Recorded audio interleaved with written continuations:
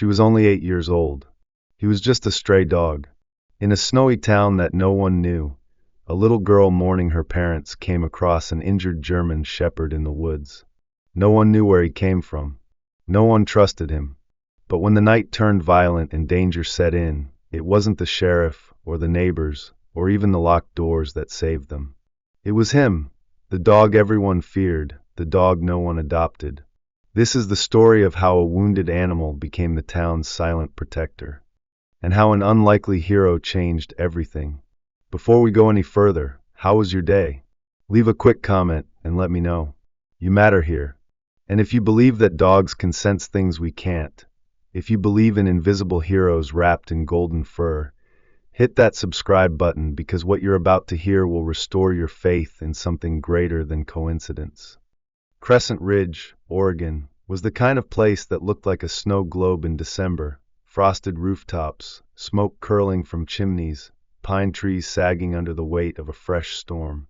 But unlike a snow globe, it didn't sparkle. It was quiet, too quiet. The kind of quiet that held memory in its stillness. The kind of quiet that made a child feel lonelier than silence ever could. That morning, the snow was thick and unbroken, blanketing the sleepy mountain town and muffling the sound of tires crunching up a narrow dirt road toward a faded cabin near the edge of Deschutes National Forest. Inside the car sat Emily Grace, an 8-year-old girl with hazel eyes too large for her face and curls the color of chestnuts tucked beneath a wool hat. She was small, almost bird-like, and dressed in a navy coat 2 sizes too big. Her mittens were mismatched, one pink, one gray, and she clutched a stuffed rabbit by its ear, its fur worn smooth from years of hugging. Emily hadn't spoken since the accident.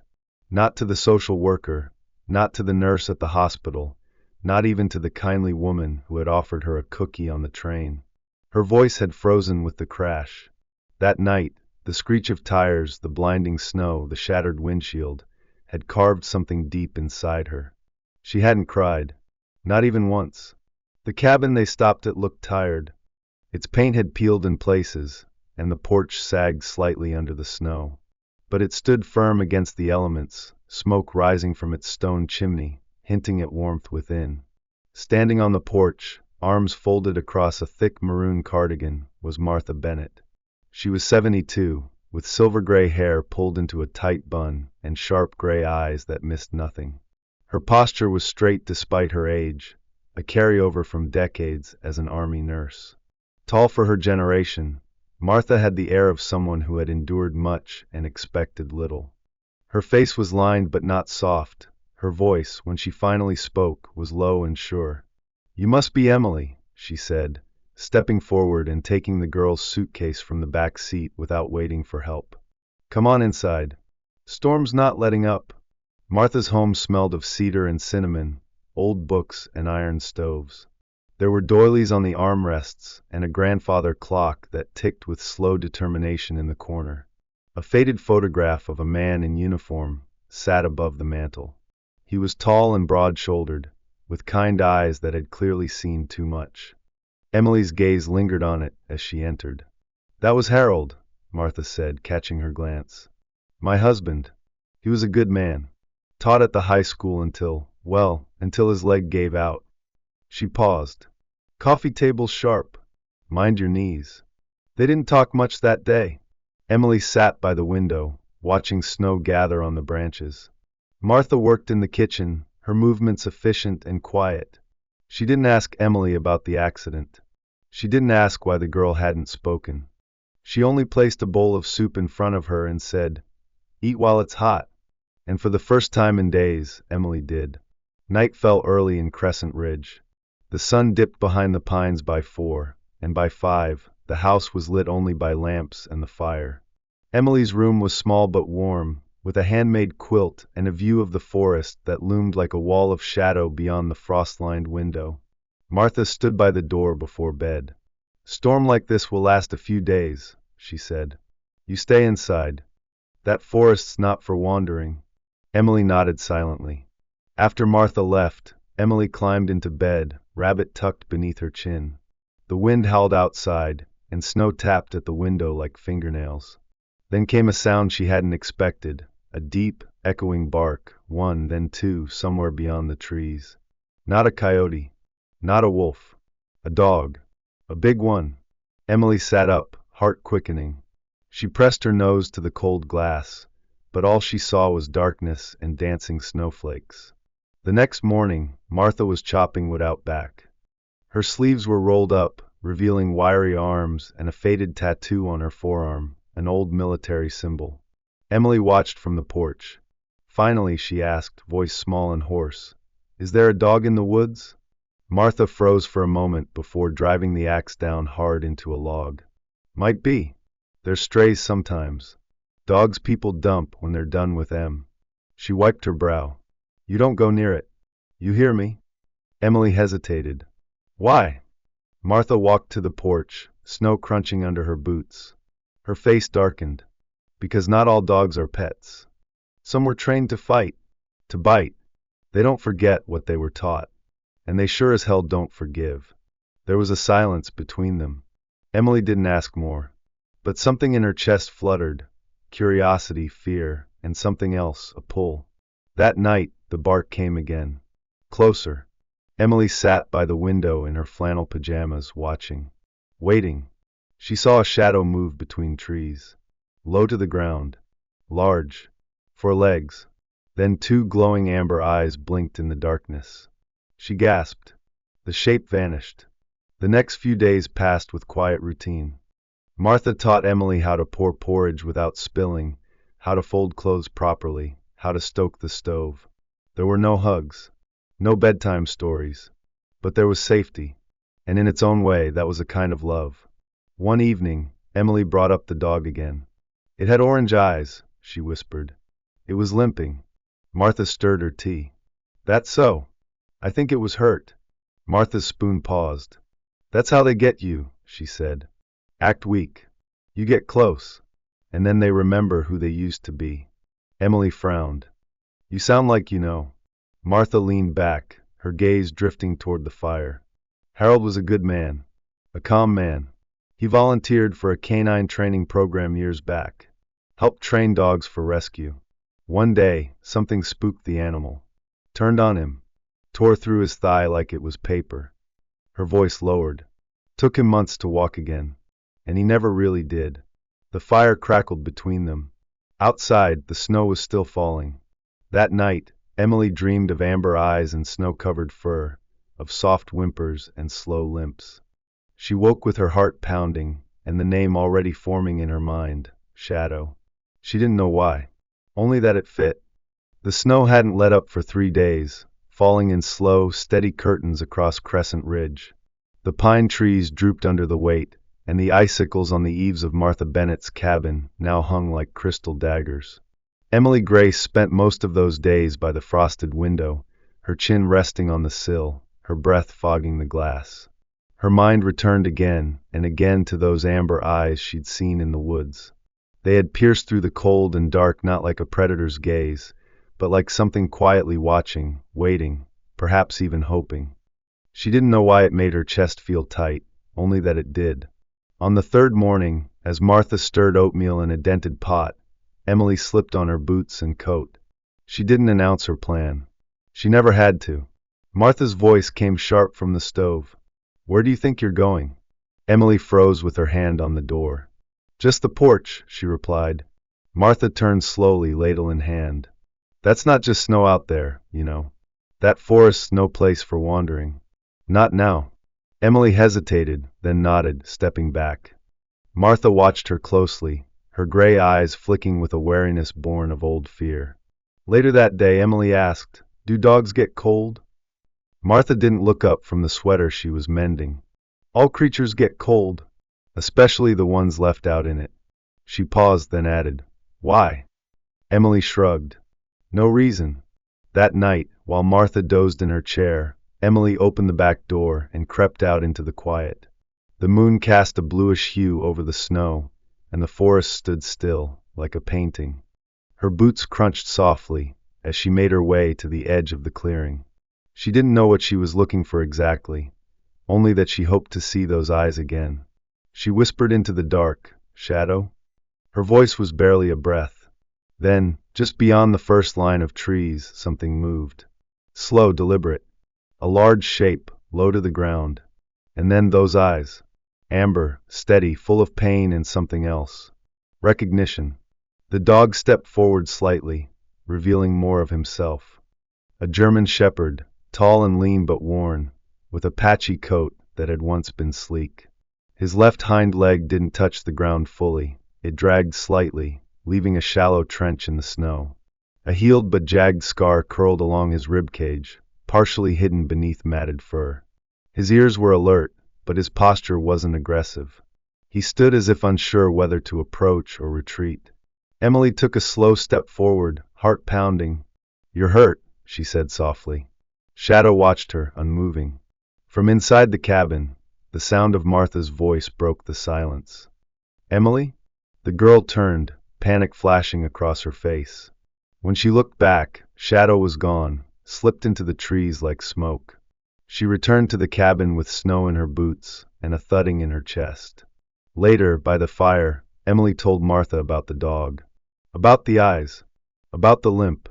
About the way it didn't growl, didn't bark, didn't run. Martha set her knitting down slowly, the needles clinking together. "And what exactly were you doing at the tree line?" Emily didn't answer. Martha rubbed her temples, exhaled through her nose. "Emily, you don't understand what a dog like that can do. Especially one that's been trained, and then cast aside. They don't forget, and when they're hurt, they bite first. Always." Emily's brow furrowed. "But he didn't bite. He just looked." Martha shook her head. "That doesn't mean he won't." A few days later, the snow cleared for a few hours, giving Crescent Ridge its first glimpse of sunlight in a week. Emily begged to go outside, and Martha relented under the condition she stay within the yard. Bundled tightly in scarf and mittens, Emily wandered the perimeter, scanning the woods. In the snow by the barn, she saw something new, a paw print. Large, fresh, deep. She knelt beside it, her mittened hand dwarfed beside the print. She followed the tracks toward the tree line, where they stopped abruptly. No blood, no sign of struggle, just absence. She left a small piece of bread on a flat stone and whispered, "I hope you're okay." That evening, Emily met someone new. Eleanor Watkins, age 65, was a neighbor who lived about half a mile up the road. She was short and spry with snow-white hair cropped to her ears and a booming laugh that seemed to bounce off every wall it hit. She arrived with a pie and stories. "Figured you could use a little sugar, Martha. Snow like this makes people stir crazy." Eleanor had been a librarian before retiring. She had a habit of speaking in full paragraphs and quoting obscure books with dramatic flair. She noticed Emily standing by the fire and gave her a kind smile. "And who's this little owl?" "My granddaughter," Martha said, pouring tea. "Emily." Eleanor leaned down to Emily's eye level. "Have you seen the tracks in the snow? There's talk someone's old dog is out there, poor thing. Sheriff said it might have wandered down from the logging road." Emily's heart jumped. "What kind of dog?" Eleanor shrugged. "Big. Shepherd type, I think. Folks around here don't take kindly to strays, though." Martha stiffened. "That's because strays bring trouble." After Eleanor left, Martha checked every door and window, double-locked them. Emily watched her from the stairs. "You're scared of dogs," she said quietly. Martha didn't respond at first. Then, "I'm scared of what they can become when the wrong hands teach them the wrong things." She paused. Harold believed in training, but he forgot that even loyalty can be broken, especially when pain's involved. That night, Emily dreamed of Shadow lying in a snowbank, shivering. She dreamed of blood on the ice, of those eyes closing. She woke with a start and made a silent promise she would find him again. And next time, she wouldn't come empty-handed. The days after the storm passed were grayer, not because the clouds hung lower, but because something unspoken had settled into the cabin. Emily was quieter than usual, and Martha moved with more tension, her hands clenching the edge of the kitchen counter when she stared too long out the window toward the tree line. The prints Shadow had left behind had since filled with snow, but their impression remained, on the land and in their minds. On the fifth morning, Emily sat at the small table under the window with a library book open in front of her. The pages were filled with images of German shepherds, some sleek and strong, others in uniforms with handlers, standing tall beside soldiers. Her finger hovered above one photograph of a tan and black dog with alert eyes. "They were heroes," she said softly. Martha looked up from where she was folding laundry. "Some of them, maybe." Her tone was clipped, as if each word was another stitch sealing off a memory she didn't want opened. Emily hesitated, then asked, "Was Harold training one when it happened?" Martha didn't answer immediately. She stood still for a moment, hands pressed against the folded sweater, then walked slowly to the armchair by the fireplace and sat down with a sigh that came from somewhere old and heavy. Harold wasn't supposed to be on that base. Not that week. She stared into the flames as if they held the truth more clearly than her own mind did. He'd already retired from teaching. He volunteered to help with the new K-9 units, dogs fresh out of tactical training. He always said he had a calming voice. And he did. Even the wildest mutts would sit when Harold told them to.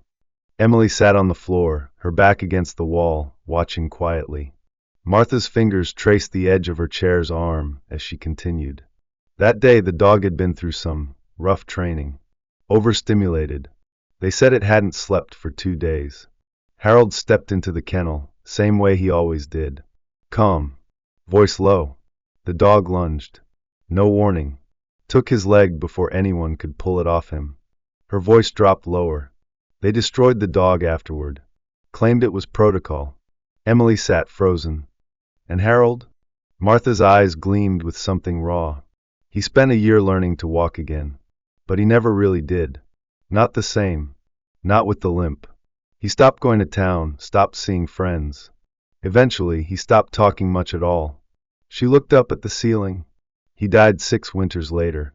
Heart gave out. Or maybe it just gave up. Emily looked back at her book. But that dog wasn't Shadow. Martha didn't reply. The next afternoon, while Martha was napping, Emily ventured into the small storage room at the back of the house. It smelled of mothballs and cedar, and light streamed in through a dusty window. In one of the old trunks, she found a stack of Harold's belongings, notebooks, a faded jacket with the insignia of the Army K-9 unit, and a photo album. She flipped through it gently. There were pictures of Harold younger, tall and thin with wire-rimmed glasses and a mustache, always standing beside a dog. One image stood out, a German shepherd named Rex, sitting proudly beside Harold. Emily traced the outline of the dog's head. "You looked like Shadow," she whispered. Later that day, Emily asked Martha if she could go to the library in town. It was a risky ask, especially since Martha rarely let her wander far, but to her surprise, Martha agreed, on the condition that Eleanor take her. Eleanor arrived in her old green pickup truck wearing a scarf dotted with squirrels and oversized red sunglasses. "Adventure time," she declared, helping Emily into the front seat. As they drove, Eleanor chatted about everything from winter soup recipes to her suspicions that the postman was hiding a cat in his truck. "I swear I heard meowing last Tuesday," she said, wagging a finger. At the library, Emily made her way straight to the animal section. She checked out 3 books on dog behavior, one on canine first aid, and one about the history of military dogs in the U.S. She didn't say much to Eleanor on the ride home, but the woman didn't seem to mind. She just hummed along to a Patsy Cline tune and tapped the steering wheel with her mittened hands. That evening, while Martha knitted in silence, Emily read by the fire. She learned about how dogs like German shepherds were bred for loyalty and intelligence, how they could form deep bonds with a single human. She read about dogs suffering trauma, how some, when left behind or abused, became distant but not dangerous. One line caught her attention and stayed with her. "A dog trained to love and abandoned in fear doesn't become violent, it becomes lonely." She copied it into her notebook and underlined it 3 times. Martha noticed. "Homework?" Emily shook her head. "I'm learning how to help him." Martha frowned. "Who?" Emily looked up. "Shadow." Martha closed her eyes as if willing away the name. "That's not your responsibility, Emily." But Emily only said, Maybe he's just scared. That night, after Martha went to bed, Emily took a slice of bread, a clean rag, and the softest piece of fleece she could find. She tiptoed to the edge of the property and laid them under a pine tree, then stepped back, watching the woods. A gust of wind blew, but the trees said nothing. Only the snow spoke in gentle cracks beneath her boots. The cold had settled in for good now. In Crescent Ridge, the mornings came with silver light and air that bit through wool. Frost curled around every edge of glass, and the trees in Deschutes National Forest stood still, their branches burdened by layers of snow and silence. But Emily Grace no longer feared the quiet. It was within that hush that she first began to feel something stir, curiosity, maybe, or courage. Every day after school hours, after Martha had dozed off in her chair or was busy in the kitchen, Emily prepared her secret care package. A slice of leftover cornbread, a piece of fleece from an old blanket, and a small tin box she'd turned into a first aid kit with band-aids, gauze, and a tiny pair of scissors borrowed from Martha's sewing kit. She tucked it all into her backpack and stepped into the shadows behind the house, her boots leaving light impressions in the new snow. She didn't go far, just past the last line of trees where the clearing gave way to dense forest. It was here, under a low-hanging pine tree, that she began leaving supplies. At first, nothing happened. The food was gone by morning, but she couldn't be sure what had taken it. Raccoons, maybe. A fox. But on the fourth day, she found a paw print again. Big. Pressed deep into the snow, leading away into the woods. And next to it, something else, blood. Just a smear. Enough to make her heart twist. That night, Emily came with only the first aid tin. She stood still for nearly 10 minutes in the cold, her breath curling in soft puffs. "Shadow," she whispered. "It's me. I won't hurt you. I brought something to help." The forest responded with a creak of wind through limbs. And then a shuffle. A branch snapped. A dark shape emerged, limping slightly. He didn't bark, didn't growl. He just watched her, body low, ears up. Emily remained perfectly still. "You're hurt again," she said softly. She crouched down and opened the tin slowly. "If you let me, I can help." Shadow, because she was sure now it was him, moved closer. His coat was still a patchwork of black and gray, streaked with pine needles and ice. His eyes met hers, cautious but not unkind. When he took another step, his left hind leg buckled slightly. She winced. "That leg's worse than I thought," she murmured. She reached into her coat and pulled out a piece of boiled chicken breast she'd saved from lunch. Shadow's ears twitched. She placed it down on the snow and backed away. He stepped forward, took it, and ate without taking his eyes off her. For the next 5 minutes, they stood like that, each watching the other. Finally, Emily crouched again and said, "I'll leave this here," placing a clean cloth near the edge of the paw print trail. "You can come back when you want." Then she turned and walked away. This ritual repeated for several days. Shadow grew bolder. He would now sit 10 feet away from her as she talked, his head tilted, ears occasionally twitching at her voice. Emily would tell him stories, about her parents, about school, about books she was reading. She told him about Martha, about how lonely the house felt sometimes, even with the fire on and the quilts tucked around her. "You look lonely too," she once whispered, watching the dog's tail flick slightly in the snow. "Maybe we're the same." One afternoon, she brought a longer strip of cloth. When Shadow appeared, slower this time, his limp more pronounced, she steeled herself and said, "I'm going to try, okay? You don't have to let me. But I need to." To her surprise, he didn't retreat. Emily approached slowly, every movement deliberate. Shadow's body tensed, but he didn't move away. She gently brushed snow off his leg and saw the matted fur and a fresh cut running just above the joint. Her hands trembled as she dabbed it with warm water from a thermos and applied gauze. "It's okay," she kept saying. "Just hold on." The moment stretched forever. Then, Shadow exhaled a slow, low huff, not a growl, not a warning. Acceptance. Trust. Emily smiled. "There," she said softly. "You're braver than anyone I know." That evening, as she returned to the cabin, she found Martha waiting on the porch. The older woman's arms were crossed, her expression unreadable beneath the golden porch light. "Where have you been?" she asked. Emily faltered. "Just walking. Not far." Martha didn't press. She simply turned and went inside.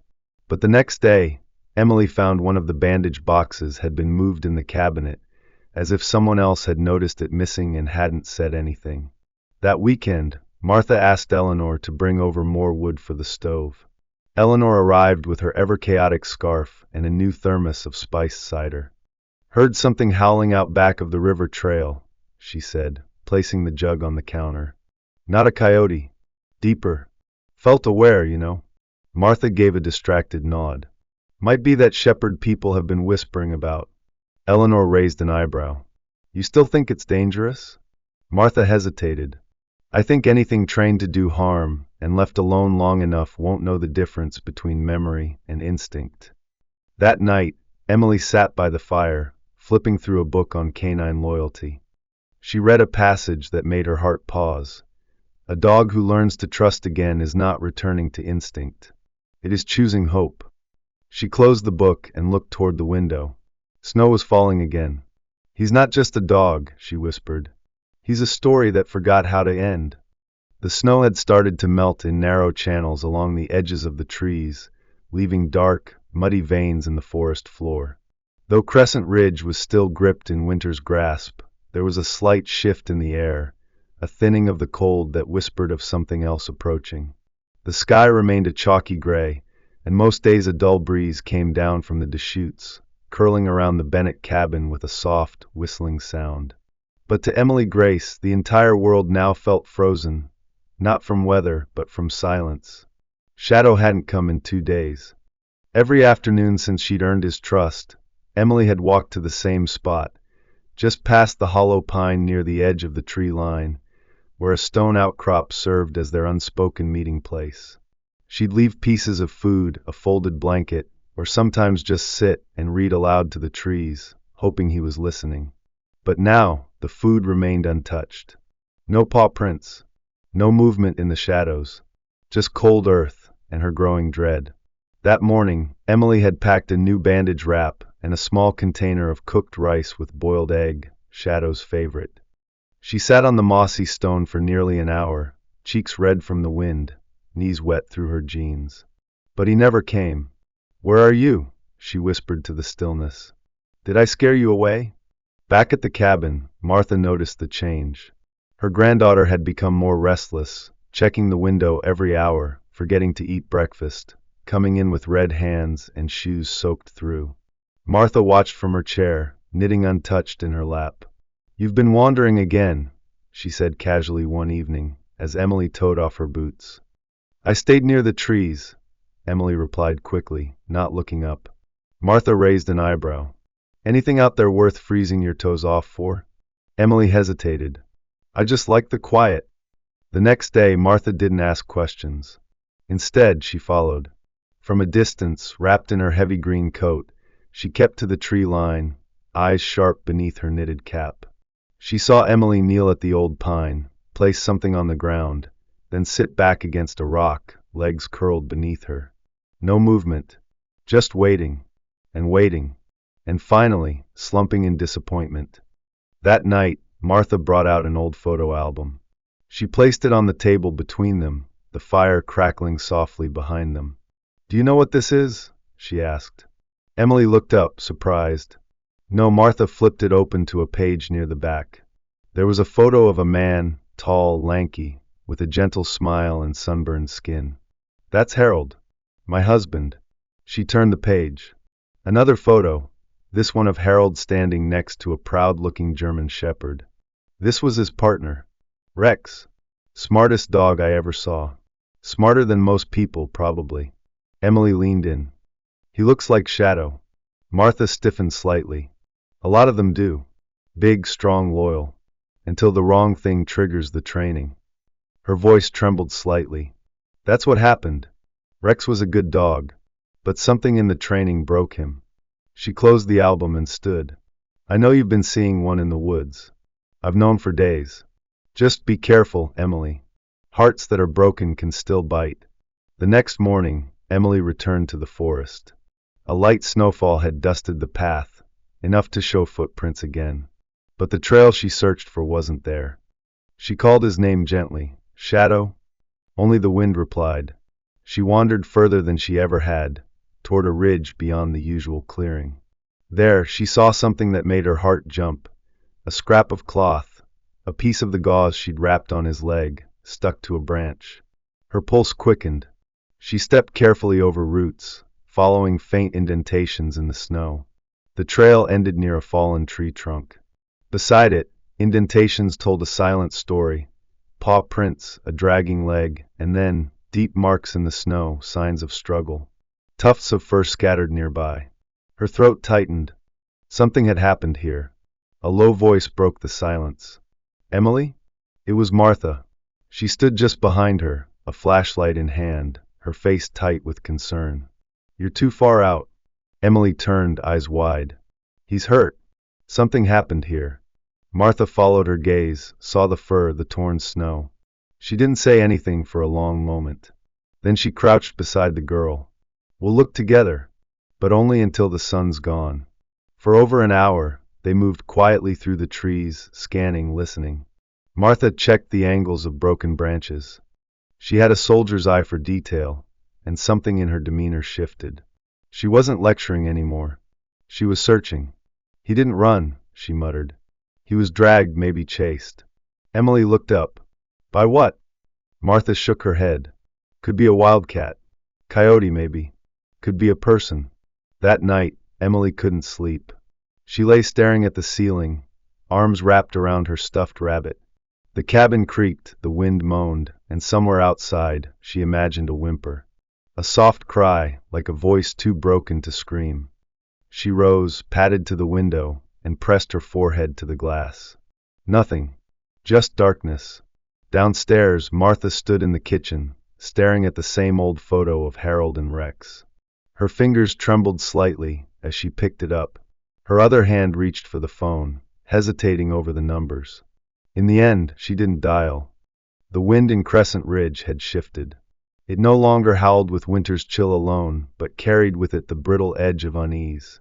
News traveled fast in a town this small, faster than snowmelt on pavement, and what began as hushed whispers over fences quickly hardened into wide-eyed warnings behind shuttered windows. Someone, or something, had broken into the Jenkins tool shed 2 nights ago. The same evening, lights were spotted flickering in the woods behind the Baxter property, and old Mr. Callahan swore he heard footsteps crunching across his porch at 2 a.m. without a soul in sight. By the third report, the sheriff was involved. Sheriff Nolan Briggs was a tall, solid man in his early 50s with a square jaw and deep lines etched around his eyes from years of squinting into suspicion. He had the presence of someone who used his voice sparingly, but effectively. His uniform always looked slightly wrinkled, and he had a permanent stain of old coffee on the edge of one sleeve. Nolan wasn't easily rattled, but even he admitted that something wasn't right. No one had seen the intruder directly. No fingerprints. No broken locks. But possessions were missing: fuel, rope, batteries, even canned food from outdoor sheds. Martha Bennett had already begun locking everything down before word reached her porch. She moved through the cabin like a soldier preparing for siege, checking latches and replacing batteries in every flashlight. The dusty old revolver Harold had kept in the kitchen drawer was cleaned and returned to its spot, though it hadn't been touched in over a decade. Emily watched this quietly, her own anxiety compounded not by the town's fear, but by the continued absence of shadow. Days had passed, and she still found no fresh prints, no tufts of fur, no sign at all. When Martha caught Emily peeking out the back window late one night, she finally snapped. You're not to go past the fence anymore, Emily. Not alone. Not with someone either. You hear me? Her voice wasn't loud, but the tension in it was sharp. But what if he's out there? What if he's... Emily began, but Martha cut her off. If he's smart, he's staying hidden. If not, he'll end up blamed for something he didn't do. She turned away.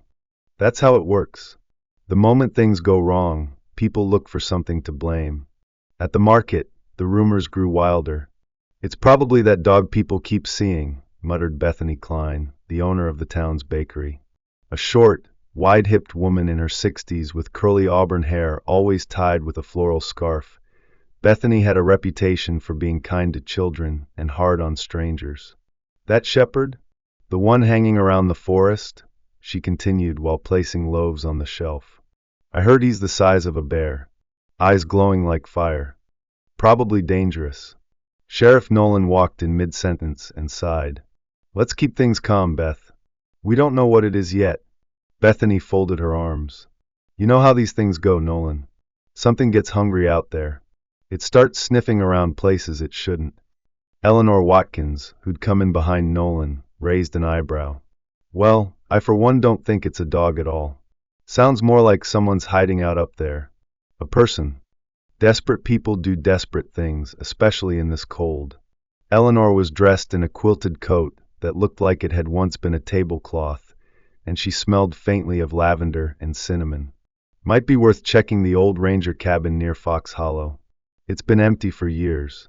The sheriff made a mental note, but kept his tone neutral. We'll check it tomorrow. No sense sending panic up and down Main Street. Meanwhile, back at the cabin, Martha noticed Emily spending more time sketching in her notebook. What are you drawing? She asked one evening. Emily didn't look up. Nothing, she replied. But when she slipped off to bed, Martha opened the notebook. Inside were pages of a German shepherd, some drawn from memory, others with imagined details. In one, Shadow stood against a backdrop of trees, head turned as if listening. In another, he curled beneath a blanket, his injured legs stretched out gently. Martha stared at the drawings for a long time before closing the cover. That night, there was a knock at their door. Startled, Martha grabbed the flashlight and opened the door only a crack. It was Nolan Briggs, snow dusting his hat. Evening, Martha. Sorry to drop by so late. She opened the door further. What is it? Nolan rubbed the back of his neck. I just came from the ranger cabin up near Fox Hollow. It's been used. Someone's been sleeping there recently. Martha frowned. Anyone catch? No, Nolan said. But there were signs of blood. And, he paused. Dog hair. Black and tan. Emily, who'd come to the top of the stairs, caught every word. Her heart leapt. Shadow, she whispered. Martha looked up at her and saw the question in her eyes. Nolan raised an eyebrow. You know something about this dog? He asked. Emily hesitated, eyes pleading. Martha answered for her. We've seen him. In the woods. He's injured. But he hasn't harmed anyone. Nolan nodded slowly. Then we better hope no one else finds him before we do. The wind that night was different. It didn't whistle or howl. It hissed, weaving through the tall pines of Deschutes like a warning, cold and sharp. Snow had returned after a week of calm, coating Crescent Ridge in white once more. The town slept beneath the storm, but in the forest and along the back roads, shadows moved with purpose. Inside the Bennett cabin, the fire had burned low, casting faint gold across the wooden walls. Martha sat by the hearth, half dozing in her chair, an Afghan wrapped around her legs. Emily had gone to bed early, her drawing pad still open on the nightstand, the latest sketch of Shadow barely finished. This time, she had drawn him how she hoped he looked now. Strong, standing proud, head high against the falling snow. The power flickered just after midnight. Then it went out. At first, Martha thought nothing of it. Winter storms often knocked down lines. But when she rose to grab the flashlight, she realized the house had gone too still. There was no hum from the generator, no groan from the furnace. Silence had a weight now. A pause before a crash. A sudden loud crack came from the back door. Martha stiffened. She reached under the cushion for the old revolver Harold had kept for emergencies, heart thudding with a rhythm she hadn't felt in years. She heard footsteps now. Heavy. Deliberate. Not boots on snow, boots on wood. Someone was inside. She moved down the hallway just as two figures emerged from the back. Both tall, both masked, one carrying a crowbar. The one in front had a red flannel jacket and black gloves. His voice was low and harsh. Don't scream. Martha raised the revolver with trembling hands. You need to leave. The man in the flannel stepped forward. You won't shoot. Not with a kid upstairs. The second intruder moved fast, knocking the gun aside. It clattered to the floor. Martha struggled, swinging her elbow, but he grabbed her arms and forced her into the chair. A length of coarse rope came out of his pack. From the upstairs hallway, Emily heard everything, the crash, the voices, the struggle. She slipped out of bed and peered down the staircase. Her heart stopped. Martha, tied to the chair. Two strangers ransacking drawers, pulling down shelves. One of them muttered something about cash. The other glanced upstairs. Check the bedrooms. Emily scrambled backward and ducked into the coat closet, heart pounding so loud she was sure they'd hear it. She held her breath. The door creaked open. Rough hands grabbed her by the arm. The man who yanked her out was younger than the other, maybe mid-30s, lanky, with hollow cheeks and blue eyes so pale they looked colorless under the ski mask. He dragged her down the stairs. "Let go of her!" Martha yelled, struggling in the ropes. "She's a child." The man ignored her. "She'll talk. She's seen our faces." The other one, the one in flannel, stepped in front of Emily, crouching to eye level. "You know how to keep quiet, little rabbit?" he asked in a mock-gentle tone. Emily tried to scream, but nothing came out. Her voice had caught in her throat. They didn't notice the shift in air pressure. They didn't hear the low growl until it was too close. A flash of movement from the open front door, a shape barreling through the snow. Then chaos. Shadow. He lunged with a snarl that cut through the room like a blade. His body, still thin but coiled with power, struck the man in flannel, sending him crashing into the wall. The other intruder tried to pull Emily away, but Shadow turned, eyes glowing amber, and leapt again, teeth bared. The man dropped her and stumbled back, swinging the crowbar wildly. Shadow dodged, then clamped down on his arm. A scream. Blood on the floor. Emily crawled to Martha, fumbling with the ropes. "It's okay. He's here," she whispered, tears pouring freely now. He came back. Shadow stood between them and the intruders, growling low, every muscle tight and ready. The two men backed toward the door, one clutching his bleeding arm, the other shouting curses as they fled into the storm. Shadow did not pursue. He stood his ground, chest heaving, ears flicked forward, eyes locked on the door long after it had slammed shut. Sheriff Nolan Briggs arrived half an hour later, after Martha managed to activate the emergency alert beacon on Harold's old radio. He found Martha pale but alert, Emily clinging to Shadow like a lifeline, and blood streaked across the floorboards. "Are you telling me this dog fought off two grown men?" Nolan asked, inspecting the scene. "He didn't just fight," Martha replied hoarsely. "He saved us." Shadow sat near the fireplace now, his side rising and falling rapidly. A fresh scratch marred his right shoulder, but he stayed still calm, his gaze never leaving Emily. Nolan crouched beside him, watching carefully. "And he didn't attack you?" "Not once." Emily shook her head. "He's not like what people say." Nolan nodded slowly. "Well, looks like we've been blaming the wrong one all along." The morning after the break-in was a strange kind of still. The kind that comes after a storm, not in the sky, but inside a home. Snow continued to fall lightly over Crescent Ridge, laying a soft new coat over the previous night's chaos.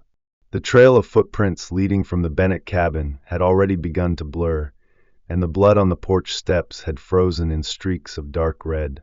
But inside the cabin, warmth was returning, not just from the fire, but from something deeper, something older than fear. Emily awoke on the couch, wrapped in two blankets, her head resting on Shadow's side. The German shepherd lay close beside her, his body curled protectively. His breathing was slower now, but steady, and the scratch on his shoulder had dried into a dark scab. His eyes opened the moment she stirred, and for a second, they simply looked at each other. No words, no noise, just recognition. Then he licked her hand gently once, and she smiled. Martha, already awake, stood in the kitchen, stirring oatmeal in a heavy cast-iron pot. Her hair was still pulled back tightly, but something in her posture had softened. She glanced at Shadow with a complicated expression, not quite fear, not fully peace, but somewhere in between. When Emily sat up and rubbed her eyes, Martha brought her a bowl without a word and added a small one for Shadow, just oatmeal and bits of chicken. He sniffed it, then looked to Emily for approval. "It's okay," she said softly. "You're part of us now."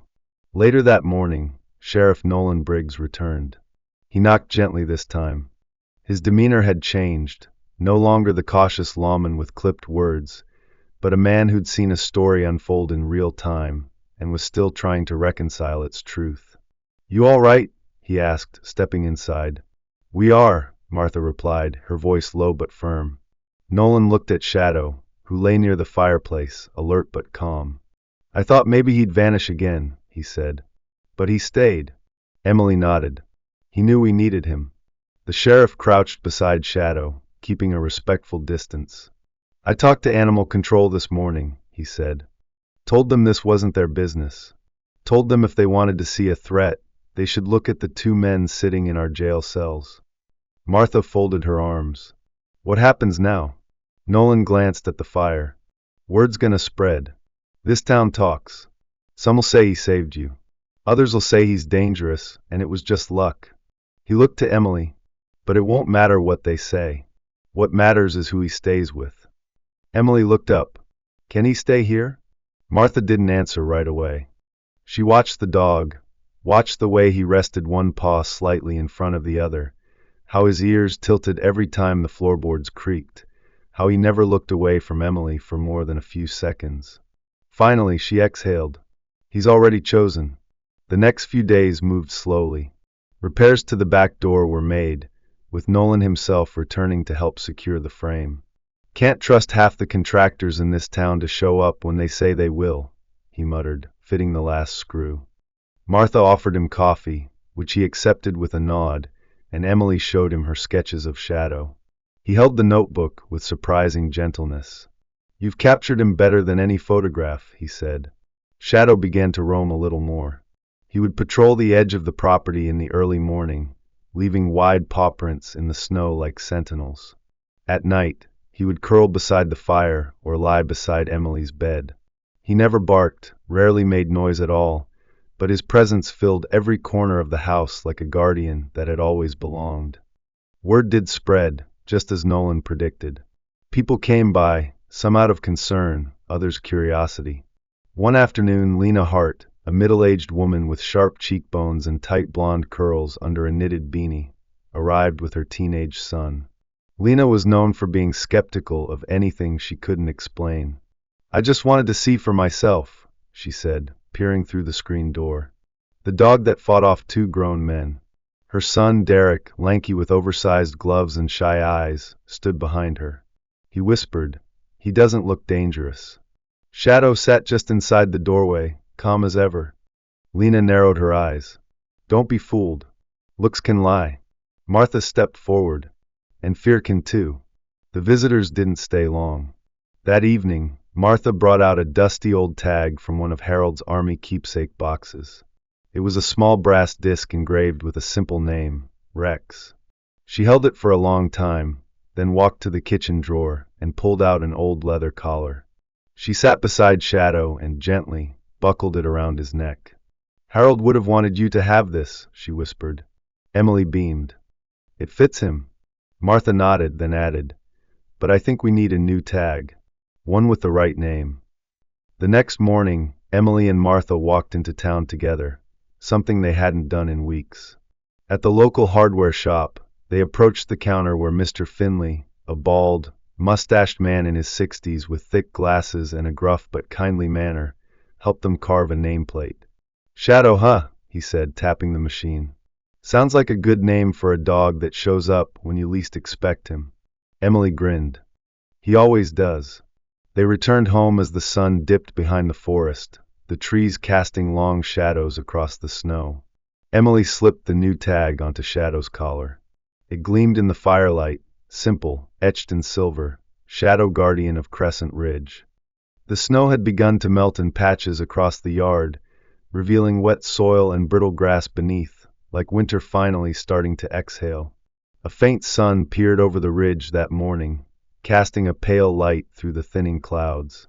There was a quietness to Crescent Ridge that day, not the fearful kind that had blanketed the town weeks before, but something gentler, like a held breath beginning to release.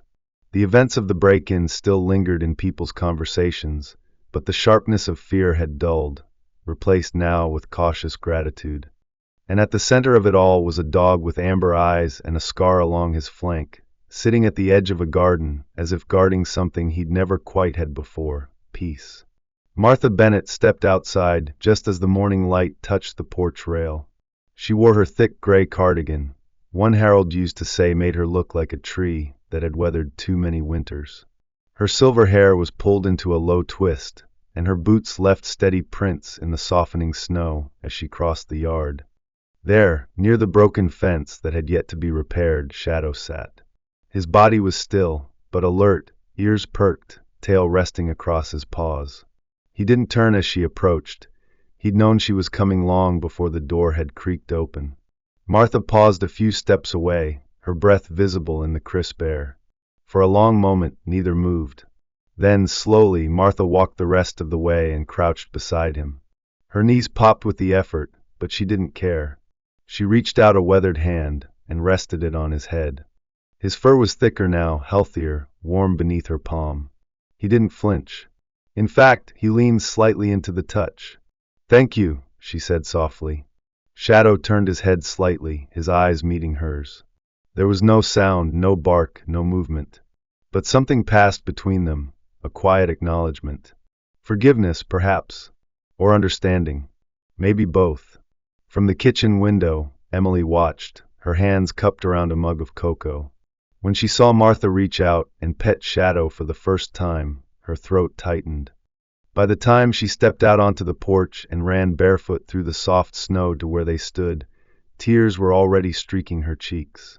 "You touched him," she said, voice trembling. "You really did." Martha gave her a small smile. "I think it's time we stop pretending he's just passing through." Emily dropped to her knees beside them, throwing her arms around Shadow's neck. He leaned into her, his tail thudding once against the ground. Later that morning, Martha did something she hadn't done in years. She called Eleanor Watkins and invited her for coffee. Eleanor arrived wearing her usual eclectic blend of patterns, a floral vest over a checkered blouse and a knitted hat shaped like an owl. "Well," she said as she stepped into the cabin, "the world really must be spinning backward today." Martha poured coffee into two mismatched mugs. "What makes you say that?" "You. Inviting someone over. You. Smiling." "I don't smile. Not unless you're talking to plants. Even then, it's a stretch." They sat in the living room, while Shadow lay curled on the rug beside Emily's sketchpad.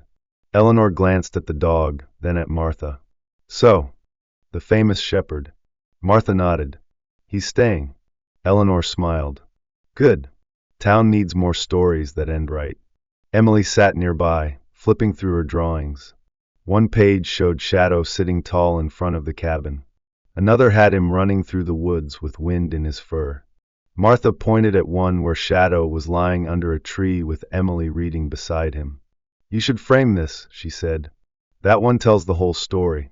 That afternoon, they visited the town's small general store, where Emily had a print of her drawing laminated and placed in a wooden frame. Mr.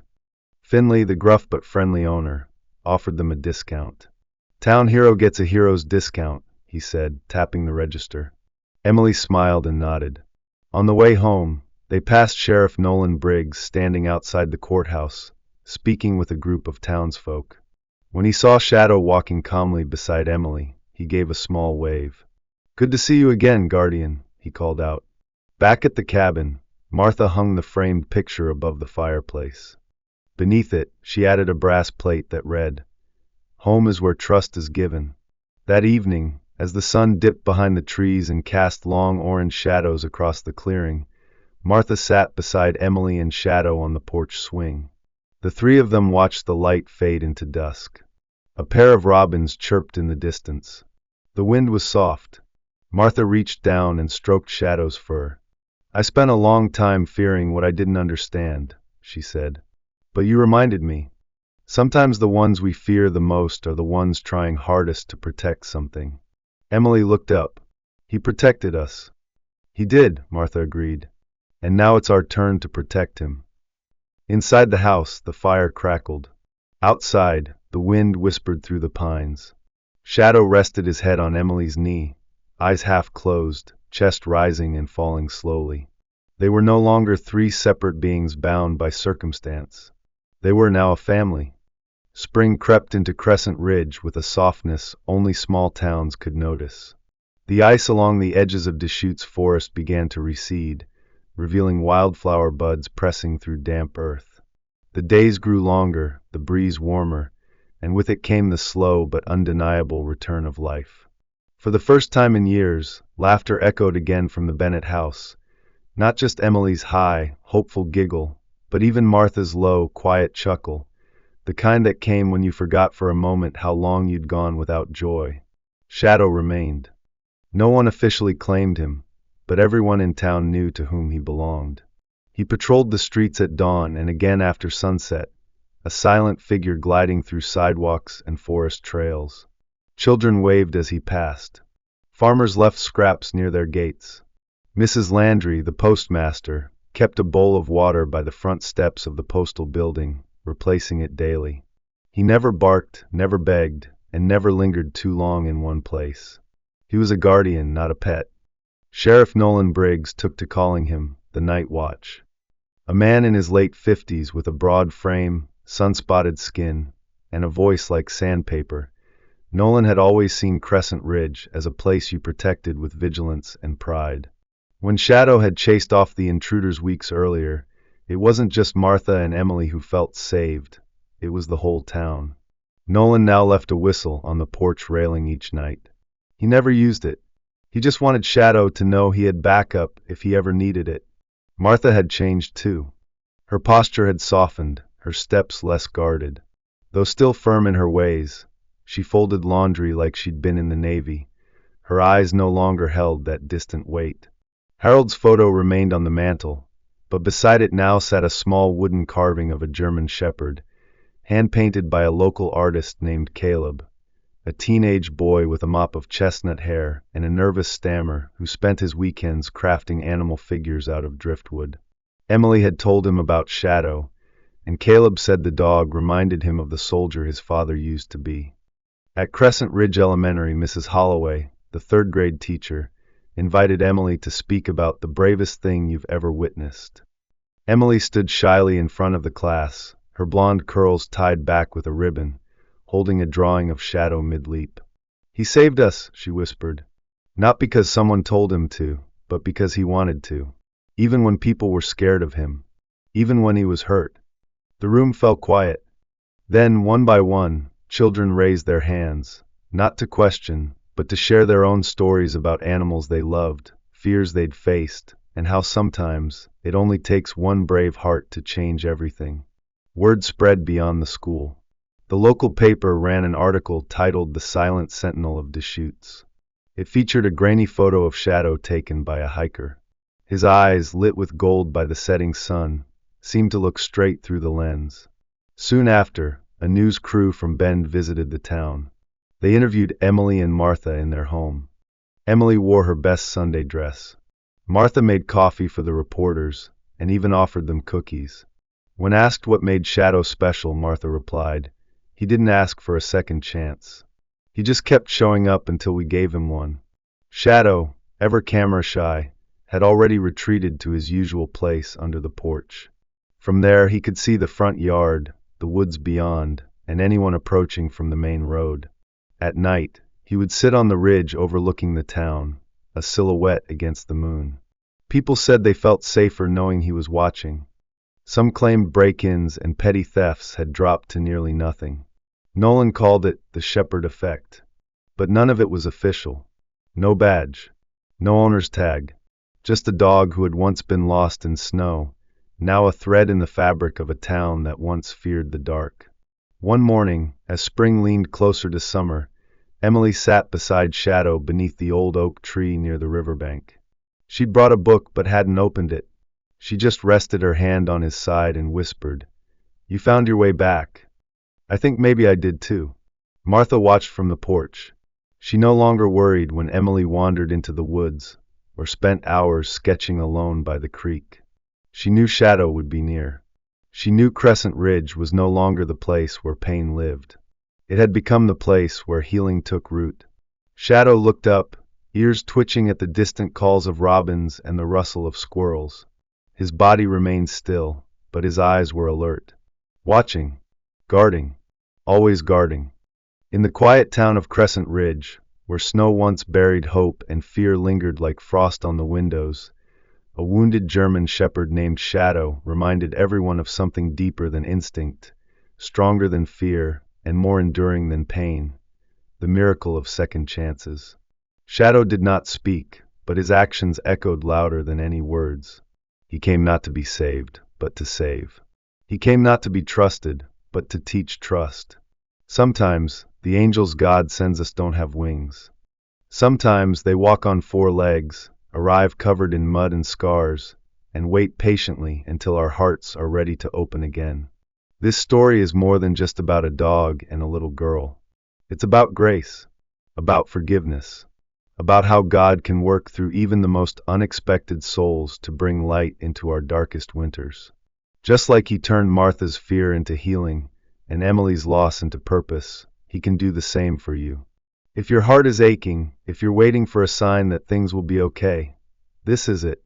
Let Shadow's journey remind you that no matter how broken you feel, God is not done writing your story. He works in silence, in soft paw prints on snowy trails, in whispered prayers beside fireplaces, and in the bond between child and creature that defies logic but moves mountains. If this story moved your heart, don't keep it to yourself. Please, share this story with someone who needs hope today. Comment below with your thoughts. What did Shadow's journey mean to you? Type Amen if you believe that God sends miracles in many forms, even in the eyes of a stray.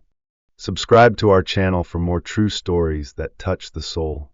Pray for those still waiting in the cold, hoping to be found, whether human or animal.